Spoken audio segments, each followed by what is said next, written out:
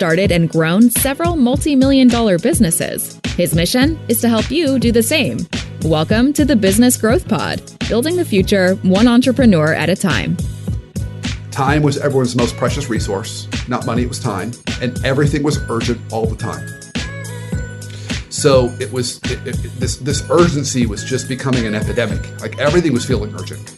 And so the book, The Hot Sauce, the reason why it's called the Hot Sauce Principle is the analogy is urgency is like hot sauce. And I love hot sauce. I really do. I love to put hot sauce on food. And a little bit of hot sauce is wonderful. It adds focus. It adds flavor. It makes it a priority. It's great. But if everything that's coming out of your kitchen is covered in hot sauce, the appetizer, the salad, the entree, the brownie at the end, the iced tea, if it's all covered in hot sauce, I don't know, if you're like me, you're going to be curled up in a ball just begging for relief. Hey everyone, welcome to the show. I'm Allan. I'm a family man, an attorney, and an entrepreneur. Each week, we provide resources and advice to help build your business. Are you ready? Then let's go.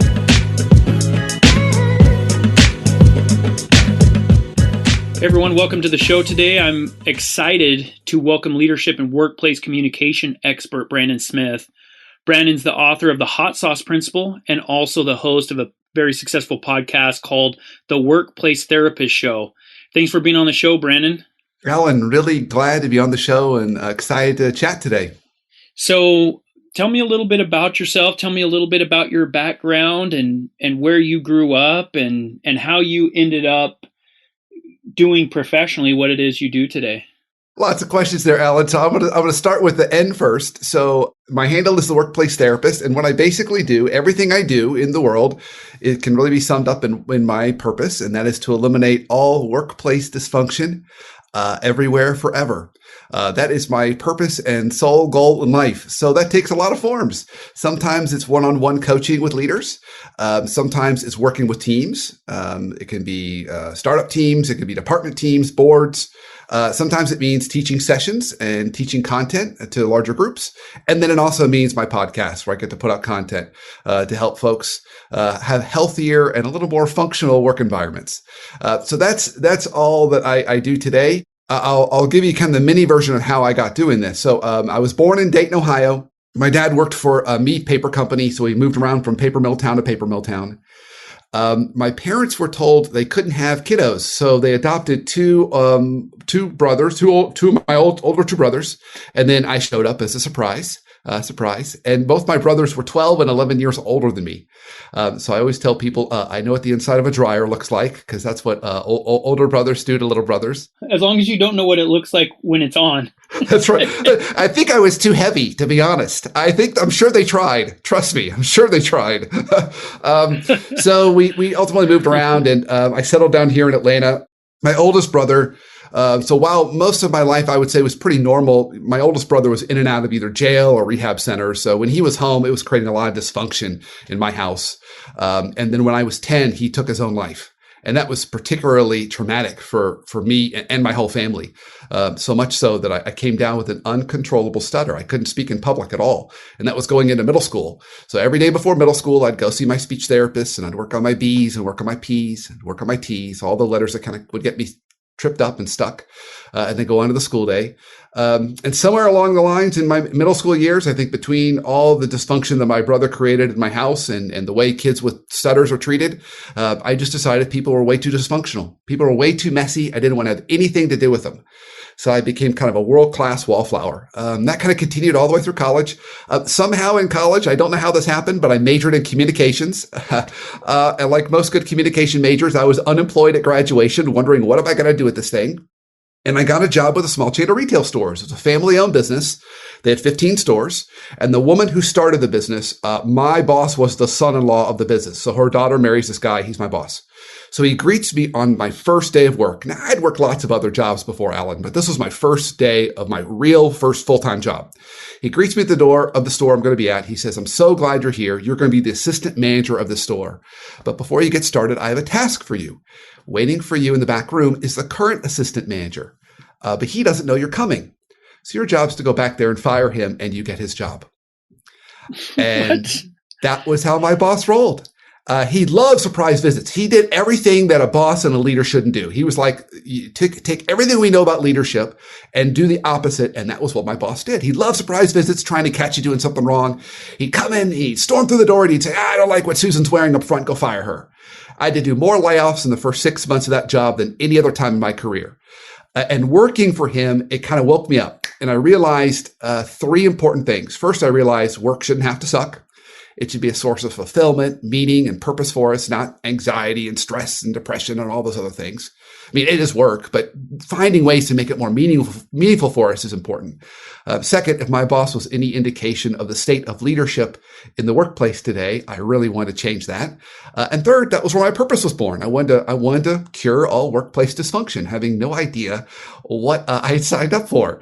So I went off and pursued a clinical therapy degree. I worked in the clinical world for a number of years to get those skills honed. And then I went into the corporate world to understand the world of business. And then I got an MBA.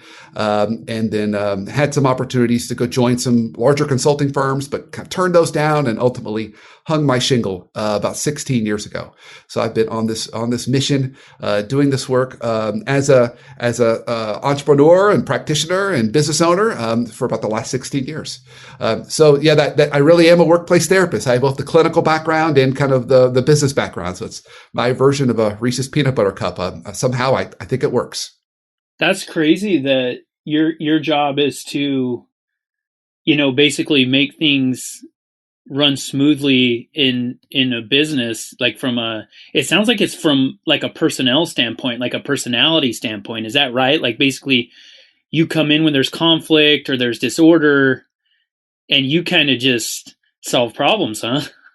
Yeah. So think of me as kind of like your marriage therapist for a workplace. I come in and sometimes it's working with partners. I'm currently working with the most dysfunctional team I've ever worked with before. And it's a group of physician partners, and they are really having some issues. And they own a practice, and it's not pleasant, but it's kind of helping them kind of work through some of those dynamics. Or it might be just working with a leader, helping her or him communicate better, work on some of their rough edges so they can be more effective in leading folks and getting out of their own way and making that transition from working in the business to on the business. So yeah, it can take lots of forms, but it's the people side of work that is my area of focus. That's interesting. I've said, I don't know how many times on my podcast that, and I'm very passionate about partner relationships. And most of it's because I would not be where I am today without my partners. That being said, in terms of being an entrepreneur, a business owner, especially a business owner that is passionate about scaling, I don't know that there's something more difficult than my relationship with my partners. I really don't. And I always compare it to, it's funny how you talk about being a marriage therapist. I think that there's so many parallels between having a business partner and being married. There's just so much. And I always say, I've said this, my listeners are probably sick of hearing me say this, but it's true. So I'm going to keep repeating myself that when I look for a partner, and I have 9 or 10 different business partners that I do different deals and stuff with, but I'm looking for somebody that doesn't think it's going to be, everything's going to be perfect. It's going to be smooth sailing, that we're just going to be, laughing our way to the bank. I'm looking for somebody that's in it for a higher reason and that won't give up, right? Because just like marriage, my relationship with my business partners is, hey, we had a rough day, or we had a great day, or we had a mediocre day, and tomorrow we're going to do it all over again, and we're going to just keep working on it. Would you agree with something like that? Amen, brother. Preach. Amen. Absolutely. 100%. Well, it's the same thing. Ultimately, you're committing, right? You're just like you would in a marriage. It's a partnership, folks. Just like a marriage is a partnership. There's a reason why both those things are called partnerships. They're more siblings or cousins than they are different. So you've got to have some level of commitment. You've got to have some level of shared values. So I would imagine even as you were kind of dating and auditioning your business partners, you were looking for, how do they approach customers? How do they approach work? Can I count on them if I've got an issue or fire? You're looking for values alignment. So, it works really easy because ultimately you want to get to a place where you fully 100% trust that person, that they can make a decision and even if you're not there, it's going to be consistent with your thinking and alignment. I'm certain, I feel pretty comfortable about this assumption, Allan, that having 9 of those partners, you need to get to that place of trust in order to be able to have that many partners. And that's ultimately where we're trying to go. And that involves a lot of communication, involves just a lot of time, and ultimately, getting to that place of trust, just like a marriage. Yeah, 100%. And when I am making a decision about whether to go into business with somebody, I'm actually more interested in the type of person that I believe I'm sitting in front of than I am in their idea or what I'm at that very early and premature point trying to determine what they could add to the company, right? What type of partner they can be in terms of just business value. I'm trying to determine, hey, can I trust this person? Is this the type of person that's going to get down in the weeds with me when we lose, a key personnel or whatever? And so for me, that's my first step, right? Now, if Brandon, I have some people that are listening to me today, and they're trying to pull the trigger on starting their first business, and they are trying to figure out. They have somebody in mind that could potentially be a partner. No question that this individual would bring, great worth to their company, but they're nervous, man. They've heard about partnerships that have gone wrong and ended up in litigation or whatever. What do you say to this person? They're just about to pull the trigger on a business. Their final decision before they do so is partner or no partner. I know that there's a lot more that goes into that decision, but without having any more information, what do you say to them? So I'm going to give you 3 things that just come to mind right away, Allan. The first 2 are do's, and the last one is a don't. Okay. So the first do is date. Just like a marriage, you wouldn't on the second date be like, let's get married. I mean, sometimes those work out, but those often are kind of those Las Vegas weddings that don't last very long. So I would date for a while. And what I mean by that is, really stay connected for a period of time, a year at least, where you can watch how they handle customers, watch how they handle problems, watch how they handle relationships, both personally and professionally, to make sure there's a fit there. So I think that's first. Second, if at all possible, try and partner as equals. So have whatever they're coming into the business, have it be the same as what you're bringing to the business. I think equal partnerships are going to be a little bit better in the beginning when you're starting off, because you're probably more likely to be equally committed. You've got equal skin in the game, and maybe you're bringing equal kind of strengths, even if they're complementary and different. I've got a business partner right now that he and I have known each other for years, and we've been partnered on a business we're building on developing leaders in a more scalable way. And we both come in with exactly the same size practices. So we kind of come in as equals. And it really helps when we're kind of operating together. The third thing I would offer is a no. As much as you want to, as much as your heart just calls for you to, don't partner with a friend or relative if you can help it. It's a lot harder to pull off. It can be done. There are people listening to this that have done it, but it's a lot harder. And that's because your friends and relatives know you're going to give them a pass. No, they don't quite have to exert the same kind of effort to try and prove to you their worth and commitment, because it's already there. Because in a sense, you kind of already love them unconditionally. So the level of effort and commitment is typically not as high as someone that you're partnering with more on just a business perspective and standpoint. And that's hard to do because, you probably have college friends or buddies and you're like, oh yeah, we'll just start a business together. And just be careful. Those are harder to pull off because we forgive them very easily and they can take advantage of that. So those would be 3 tips that I would kind of come right out of the gate with. I love it. And my first and my kind of ongoing in perpetuity business partner is actually my brother. And so everything that you just said, there's truth to that. One of my purposes in going into business with family was actually to help develop that relationship. And I know there's some people laughing right now that I said that because it's actually so natural for the opposite result to happen, right? Where it breaks down the relationship. And Man, it is tough, but that advice is just really sound. I would probably kind of be somewhere in the middle about going into business with, and I've done it both ways. I own a percentage of a couple of companies where I didn't know them before at all, and we have different struggles. But yeah, family, friends, it is different, and you have to, man, you have to work on it. When I started my first company, I moved out of state, and if I hadn't have done that, I was living in Arizona. I started my first business in Detroit. If I hadn't have done that, I would have quit. If I had started in Arizona, where I was basically home, because of how difficult partnerships are. Do you find that you have success helping these partners that are, they're kind of at each other's throats a little bit, and they're starting to fight, kind of like a old married couple? Do you have success counseling some of those types of partners? And if so, what are the elements that those partners have to bring to the table in order for you to be able to work with them?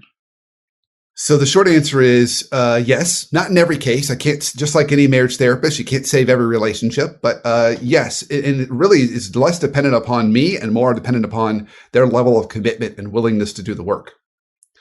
So I'll give you a quick example. It's in my book, by the way, if people want to kind of learn more about it, but I'm going to paint the picture for folks. So this is, there's a trust formula that helps when we think about how we build trust with others and build those relationships.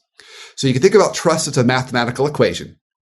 So trust is this. Trust equals, in parentheses, authenticity plus vulnerability. Okay. So wherever the sum of that is, times credibility gets us trust. So it's important because the reason why it's a multiplication symbol in the middle of that formula is if credibility goes to zero, there's no trust. If authenticity and vulnerability go to zero, it's no trust. So often when trust breaks down or relationships start to break down, it's because either we feel like people aren't pulling enough of their weight, which is credibility, or it might be that they're just not being vulnerable or authentic or transparent with us. So it's that side of the equation. So it's helping those partners identify what they need to be doing to improve the relationship. And it comes a lot down to compromise, just like any relationship. And it comes a lot down to commitment. But it's understanding kind of what the other partner needs. Maybe they need you to be more responsive. Maybe they need you to, adhere to some kind of a structure. Or maybe they need you to just be a little more honest and more transparent in what you're doing. Improve communication.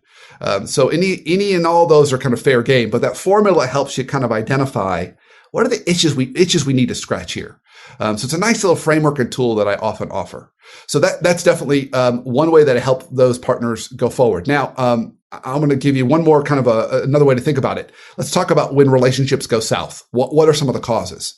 So for that, I'm going to pull from our friends at the Gottman Institute. The Gottman Institute actually studies marriages and personal relationships. And John Gottman's got the 4 horsemen of the apocalypse. So these are if these 4 horsemen show up in a relationship, bad news. So in no particular order, we've got criticism. So we're criticizing our partner a lot, maybe publicly or privately. Contempt. Contempt is the worst of the 4. Contempt is like resentment. You resent them because they're not pulling their weight, and you're letting them know that. Defensiveness. We're getting defensive every time they offer an idea or provide feedback. And then last one is stonewalling. And stonewalling simply is just avoiding. We just don't talk.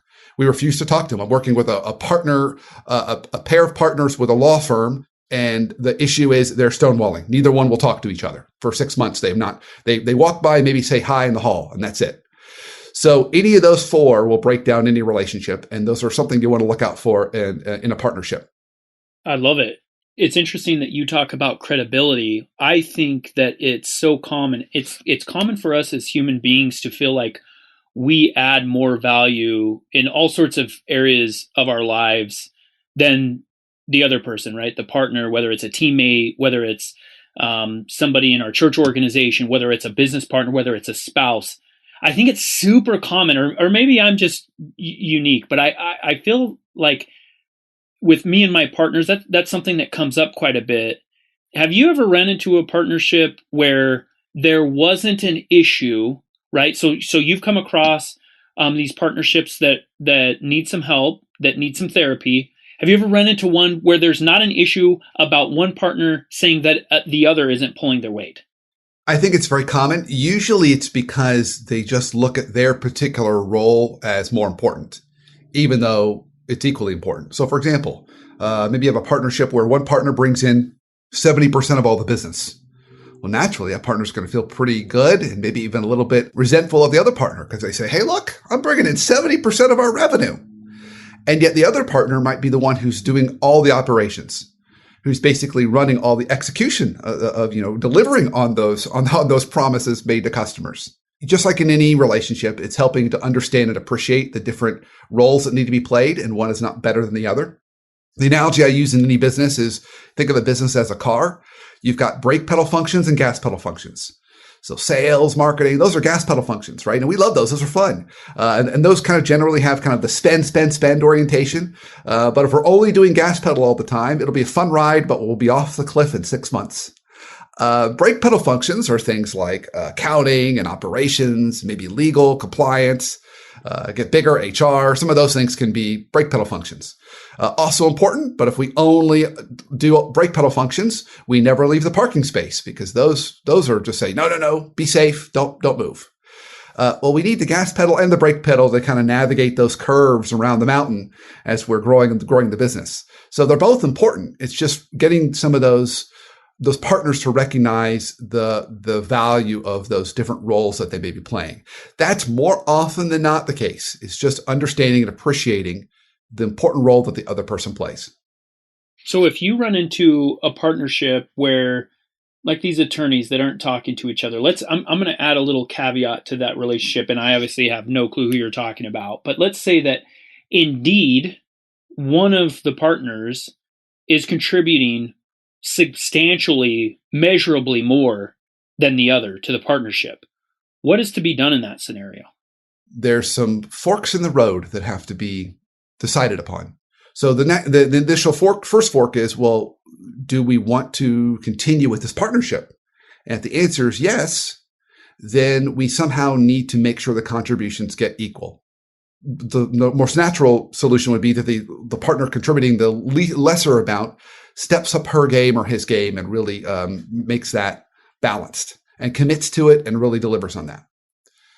The other possible fork in the road might be that they decide that this is just not a good partnership. It's not working and that they are wanting different things going forward. And so they might just decide to either bring in a third partner and kind of rebalance the equity, or more often than not, what actually happens is that partners contributing the most buys out the partner that's contributing the least.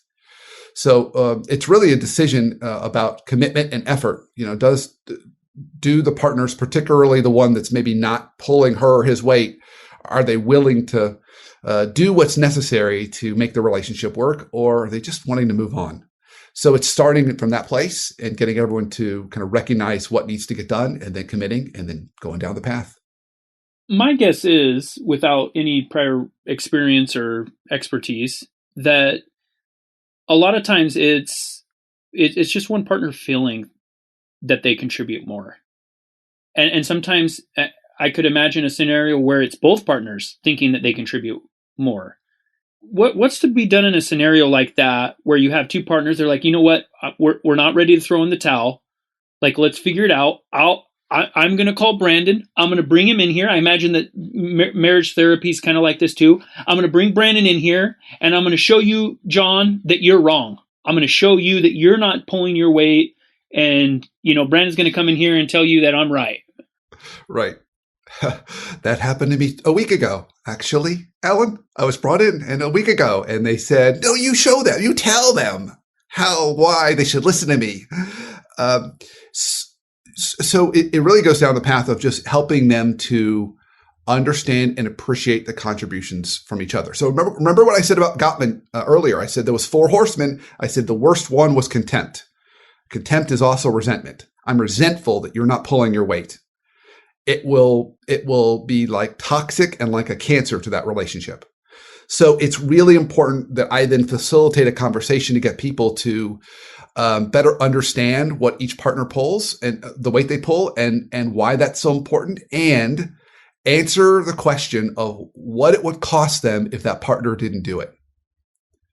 So, let's say we have a partner that's bringing in lots of revenue, but another partner's running the office.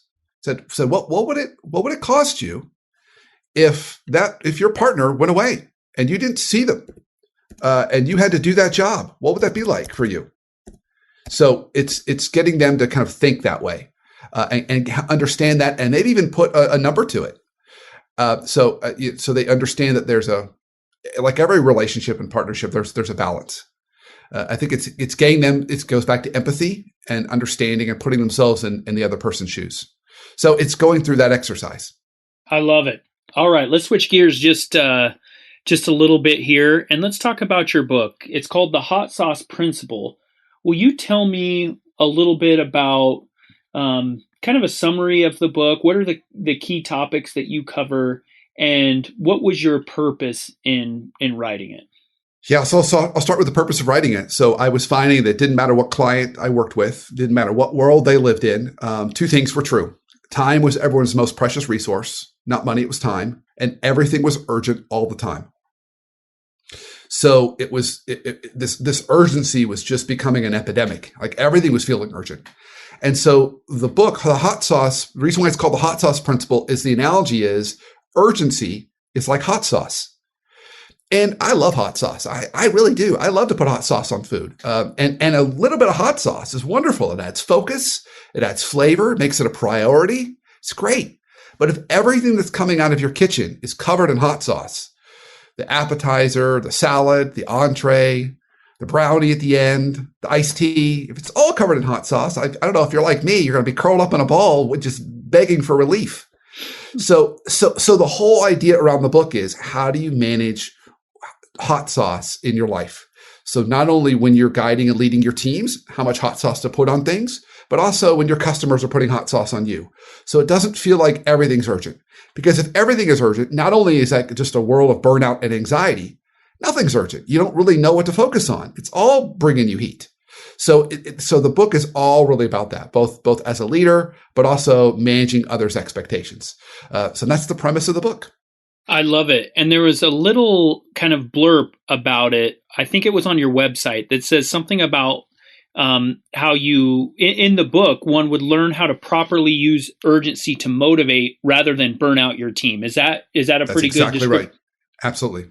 Let's talk about that a little bit. This is actually something, Brandon, that I struggle a lot with. And the folks that I work with that are listening right now, they're like, "Yep," they're nodding their head. I can feel it, right? Because for me, I know I'm a super intense guy, and I know that just the way that I speak and communicate, I make people think that it's super urgent what I'm talking about, and then they'll say, "Well, Allan, I don't think I can get to it today," and I'll respond something like, "Oh, no, I don't need this done for like a couple of weeks. What are some things that I can do to use urgency to motivate rather than burn out my team?" Yeah. So energy, emotion. I had a client once tell me years ago, she said, I know I need to light a fire in my people, which is inspiration, but sometimes I need to light a fire under them too, which is urgency. So it's just knowing when and how to control the fires that you're starting. So I'll give you a great little tip, Allan, that I learned from a business owner when I was sharing this concept with him. He owns a business, about 50 employees. He's an interesting kind of business owner, really anxious guy. So not the typical guy you would think who would start a business in the sense that he's a worrier all the time. So his team was coming to me saying he's like making everything urgent because he's freaking out about everything when he comes into the office every day. So I shared this principle with him, and he went out and he bought 3 bottles of hot sauce and stuck them on his desk. 1, 2, 3. Okay. And whenever he gave a project or initiative that was urgent to one of his direct reports, he would hand them one of the bottles of hot sauce and say, "This is so urgent, I want you to hold on to the bottle of hot sauce. And you keep that bottle on your desk until the project's complete, and then you bring me back the bottle." And the beautiful thing about that approach that he came up with is it was a forcing mechanism for him. He only had 3 bottles. So he could only make 3 things urgent at a time. It was a great way for him to control, to not make everything urgent, because he only had 3 bottles. So once the 3 bottles were done, if he wanted to, create urgency for something else, he needed to figure out a way to get one of those bottles back and lower the intensity. So little tips like that are great ways to help you make sure that you're managing how much spice is coming out of your kitchen. What is involved in just the communication? So let's say that I'm giving a task to an employee, and I'm going to say the words that I say are going to be the exact same. What are some things? Is it just intensity that we're focused on in distinguishing between something that's urgent and not urgent, especially in written communication, or is there something else? What is it about? Do you run into that sometimes where it's like, look at it's not necessarily a thing, a situation where they think it's the communication that's tripping people up. Yeah. So I'm going to tell you a quick analogy and story to hit this. So the U.S. Army changed how they gave commands after the Iraq War. They said the world's gotten too complicated. They use an acronym called VUCA. It's VUCA. It stands for volatile, uncertain, complex, and ambiguous. They said the world's gotten too VUCA, so we can't give these top-down directives like we used to. When you often see military movies, you think that's how they command. They don't do that anymore.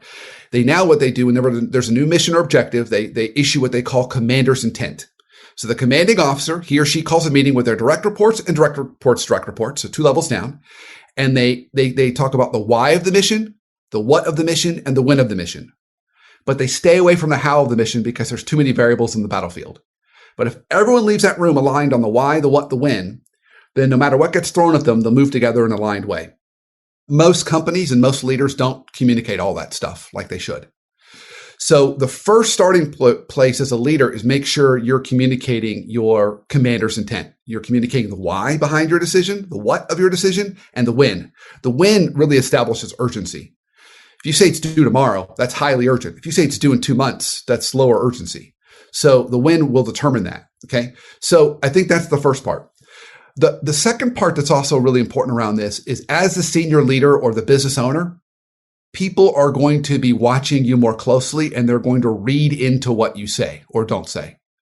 So I often, when I'm coaching my clients on quote unquote executive presence, I say, be really careful not to think out loud in front of everyone. Because when you think out loud as an owner or leader, they're going to think you've made a decision and they'll just start going off and doing stuff. So you've got to be really, really clear when you're the owner that when you are communicating to your folks, you're telling them, hey, this is something I want you to work on, or hey, I'm just thinking out loud. Don't anybody do anything with this, because people are quick to read into what's not spoken. And one of the big principles I teach is in absence of communication, people tend to assume the worst. So if you don't say much or leave out vacuums or voids, they'll fill it in, and it's often kind of worst case scenario kind of stuff. So it's making sure that when we are out communicating, we're trying to hit those big high notes of the why, the what, the when, and we're issuing our commander's intent. I think those are some good starting places. So I'll pause there and see if you've got any questions or comments about that. Yeah, I love that. I mean, from what you just said, my 2 big takeaways are, 1, I need to be more clear about a when I'm talking about, when I'm giving directives or asking for a task to be completed. That I think that would be super helpful, and it saves time in communication, because a lot of times I'll just say, hey, we need to get this report done. And then they have to respond and say, well, when do you need it done by? And so I love that. The second thing I really like is how leaders shouldn't think out loud, or if they do, they should, put that caveat out. Hey, I'm just kind of spitballing here. I'm just throwing stuff at the wall, because there was a situation where I said that we needed to order a couple of extra trucks, but I was thinking out loud, right? I was thinking out loud, Brandon. Well, I received an email from the guy that runs the operations of one of my companies, and CC'd on the email was a Nissan dealer. When there was a purchase order asking for my signature, and I was like, "Whoa, pump the brakes here!" Like, no, I don't. You almost bought some trucks, Allan. You almost bought some trucks. Exactly. So I think that's really good, because as leaders, as entrepreneurs, as business owners, as business partners, we're kind of held to a higher standard of communication, right? That's what we bargain for. That's why we do this. That's part of the territory, right? We started these companies or whatever. We're in position of leadership. We want our people to listen to us. And so it's our job to make sure that they know when they should and when they shouldn't. So that's Yeah. excellent. I love that. Yeah. Yeah. And I'll double down and piggyback on what one thing you said. My personal belief is the number one first job of any leader is to drive clarity. That's a first job. Everything else we know about leadership, anything you've ever read about leadership or you like about leadership, it all comes after that. But we have to drive clarity first. Clarity on roles, goals, expectations, culture. Clarity is first. And that's so, so, so important because when we don't do that, we're setting people up to go to Las Vegas. They're going to guess and gamble. And sometimes they'll guess right and we'll be happy, but often they're going to guess wrong and we're going to be really grumpy about that. And it's just highly inefficient to have everyone placing their bets. Just much better to come out of the gate and be as clear as you can. So I'm a big believer in that. I'm so glad you used the word clarity. Yeah. And one of my favorite sayings is, if you want to be unfair with your people, be unclear with them. It's the quickest way to be unfair, to treat them unfairly, is to be unclear.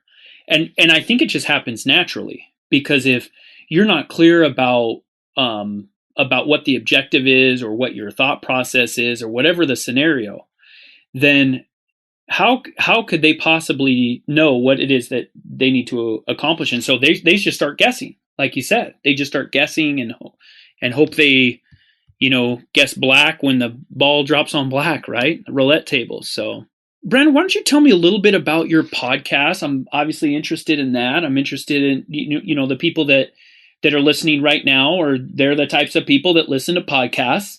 Tell us a little bit about that. Tell us a little bit about some of the guests that you've had on there and some of the value that you add. Yeah. So we've had the podcast now for a little over 3 years. And so the title of the podcast is The Workplace Therapist Show. And we focus the podcast primarily on helping our listeners have better conversations at work and create healthier relationships at work. So all the guests that we have on basically try and hit at one of those 2 points.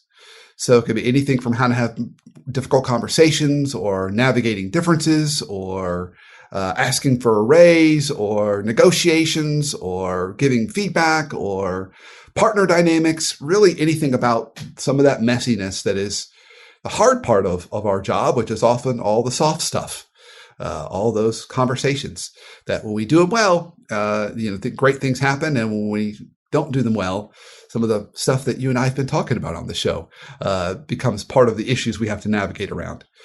So that's the real focus of our show. So all the kind of experts that we have and business owners and other folks that we have on the show, they've kind of have something to offer within that space. I love it. So Brandon, can you, I mentioned it in the introduction, but can you let us know what the title is and where people can find that podcast? You can find it either in Stitcher, iTunes. The title is The Workplace Therapist Show. So my handle is The Workplace Therapist. And if you Googled The Workplace Therapist, I'm the only one. You'll find me easily. And that's the show. So you can even look for The Workplace Therapist Show. And if you can't find it or you're struggling, you can just Google The Workplace Therapist. You'll end up on my website, and then there's ways to link to it from there. So lots of easy ways to get there. Awesome. One thing that I'll have to check out some of those episodes. One thing that I'd be interested in learning more about is with workplace communication. I would like to learn about some tricks and some tips to help me, especially as a leader, remove some of the emotion, right, from my conversations. I'm a very passionate, emotional, intense person. And so one thing that I'd like to know is, hey, when I'm talking to my people, not only, hey, let's take it down a notch, Allan, but learning those scenarios where, hey, no, now is the time to be emotional. Now's the time to be intense. Now's the time to not be intense. Yeah, that's really, really hard. So you've been gifted and blessed with passion, and passion is energy. And it's hard to, if you don't have it, it's hard to create it. So I have some clients I work with, and they're very even and steady, and they're not very passionate people. So I have to teach them to use passionate words, like I'm excited, this is thrilling. They have to use words like that to mimic that. You don't have that problem, Allan. It's a wonderful gift. That said, it's energy, and if it's not focused, you can burn people up, right? And that's the downside of passionate leaders, is they have to learn how to control it. And it's hard. It's hard, hard, hard. I think one of the biggest challenges I have with leaders that have that passion is applying the 24-hour rule whenever they have a response that is very heated, or they're feeling that energy come up. They're really mad about something, to just wait 24 hours so they can respond to it in a more measured way. And the reason why that's so important is when we're communicating with emotion, if the emotion peaks too high in our communication, people will only hear the emotion. They won't hear the substance of what we're talking about. So someone will leave a leader's office and they'll say, well, what did he say? I'll say, I don't know what he said, but he was really mad. Right. So we only hear the emotion. The emotion, it kind of overrules the actual content. That's why we want to be careful that we don't use too much of it. Just like hot sauce that we're talking about with urgency. So it's figuring out the right balance of that, which I'm sure you've been learning and figuring out as you've kind of found ways to modulate your style. Yeah, and it's interesting because it's one of those things for me that the way that I learn is just because I've screwed it up in the past, right? I screw it up and then I try to, do a little better. I recently read a book called What Got You Here Won't Get You There. And I don't know if you're familiar with that book, Brandon. Yeah, Marshall Goldsmith, absolutely. Exactly. And he talks about all these aspects of being a leader, and he talks a lot about getting feedback from people and first of all, putting yourself in a position where people aren't terrified to give you feedback and give you honest feedback. Backtracking a little bit, are there scenarios where a leader wants that, wants the thing that's left, the impression that's left on their mind to be the emotion versus what was said? Is that ever the case, or does Yes. the leader always want just the focus to be on the content? Yes, sometimes you want the emotion, because if you've got an employee that's not getting it, like you very rationally talk to them that they need to step up their performance, or you're going to have to let them go. There may be time when you need to light that fire under them, as my client said years ago, and use a little more emotion so they really get it. They understand that this is serious. So, you use it to supplement the content, not to replace it. That's a time when you definitely want to use it. I would use it second, not first. It should supplement with a message, not become the message. Because when it becomes the message, then people can make up stories. They'll say, "Oh gosh, he's really mad. Don't go in there. Oh, he's it's one of his bad days again." Like they often talked about Walt Disney had when he was having one of his bad days, they would say, "Oh, he's wearing his bear suit." That would mean he was just kind of really cranky, and you wouldn't want to go into his office if he was wearing his bear suit, because no one ever really knew what he was talking about when he was wearing his bear suit, but he was going to go after you. So you don't want that to be kind of your brand or reputation. How important is it as leaders to teach the managers that work for the business owners, the entrepreneurs?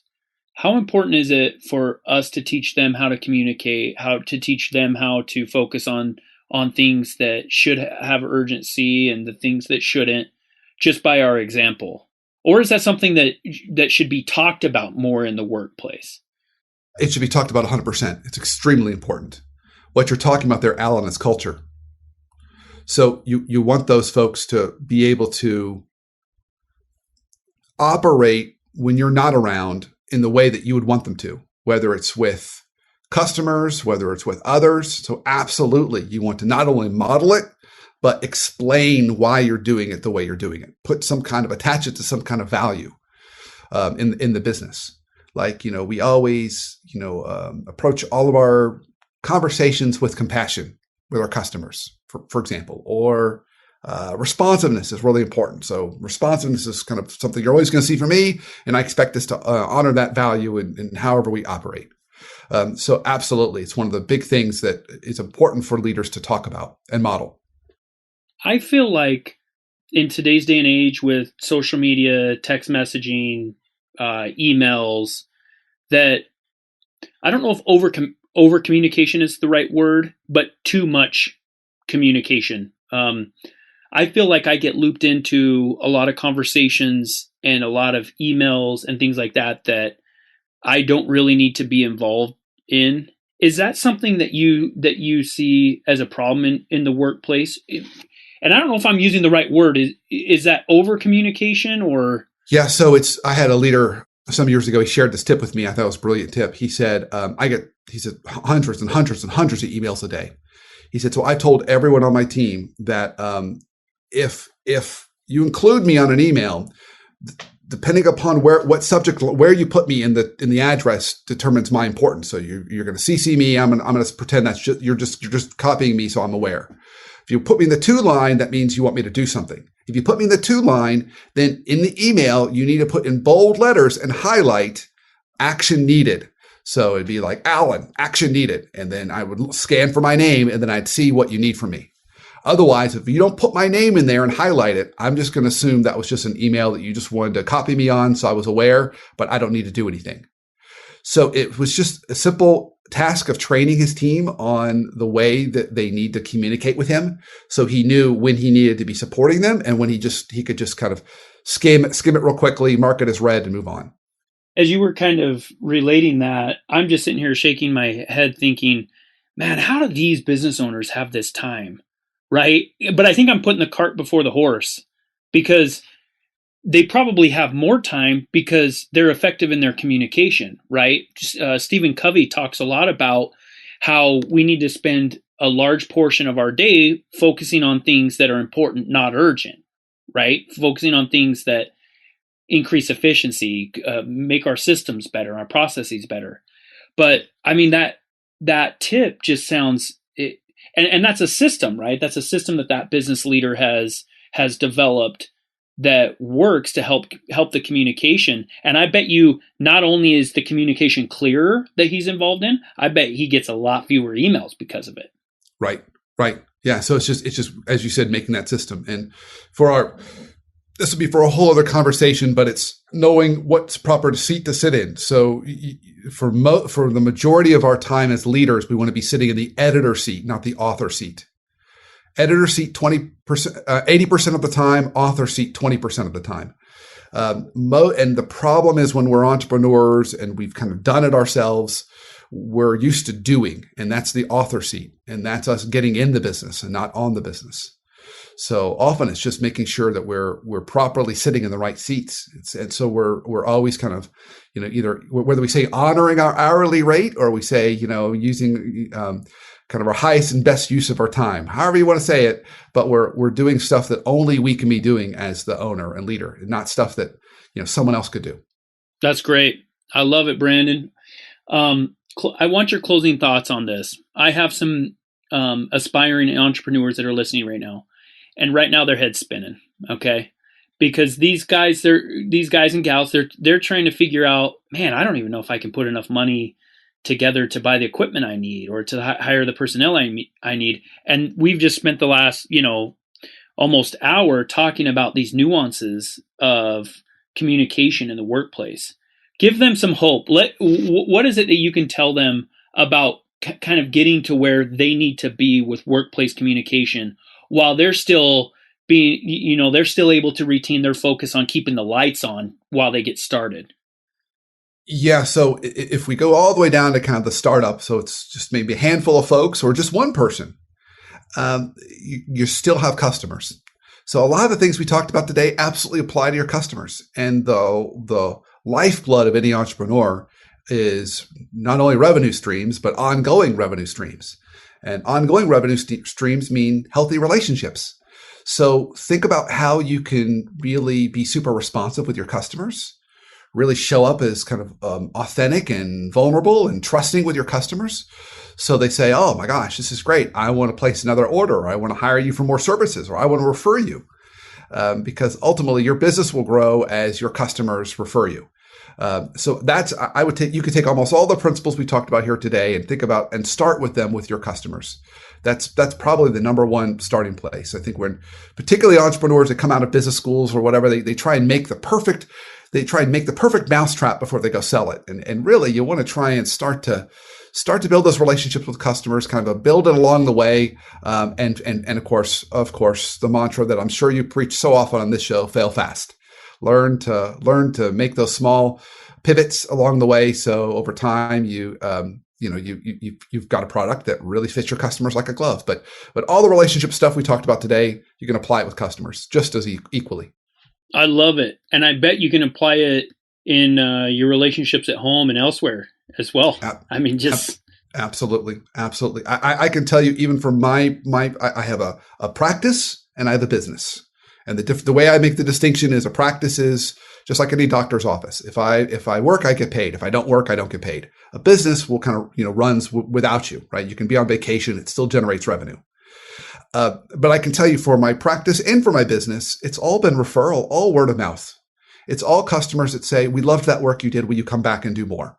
And then someone from that organization leaves and goes to another organization and says, oh, we want to bring you in over here. It's all because of those relationships I built. And I attribute all of my success to that.